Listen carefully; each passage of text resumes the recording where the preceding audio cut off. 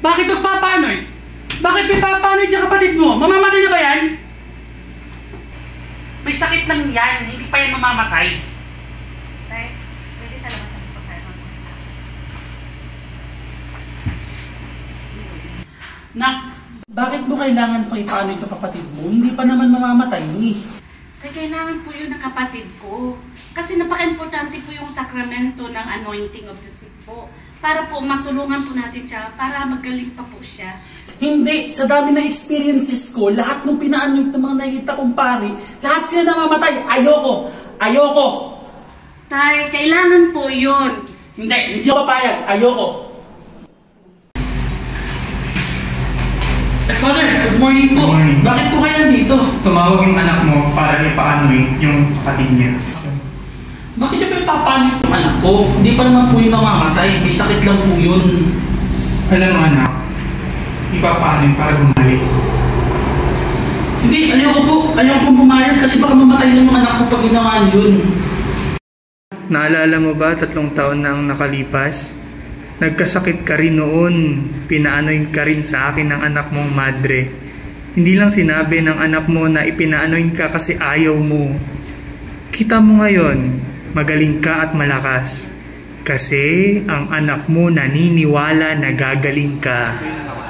Ngayon, wag mong ipagkait sa anak mo ang kagalingang tinanggap mo noon.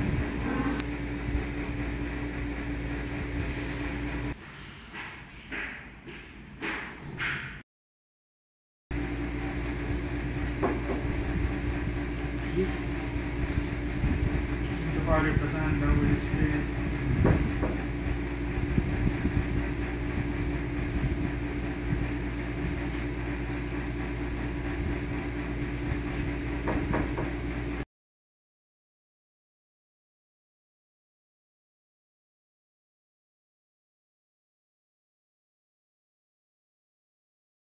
Action!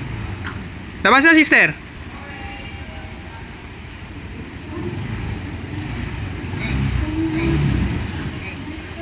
Oh, bless mo na. Oo. Okay. 3, 2, 1, action!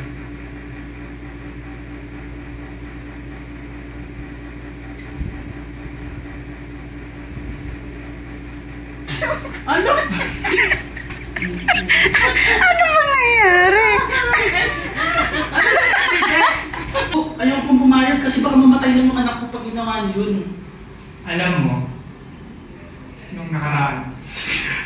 Wala na Ano ba yun? Hindi, alam mo. Anak, tabi mo ako na. Ako na yan.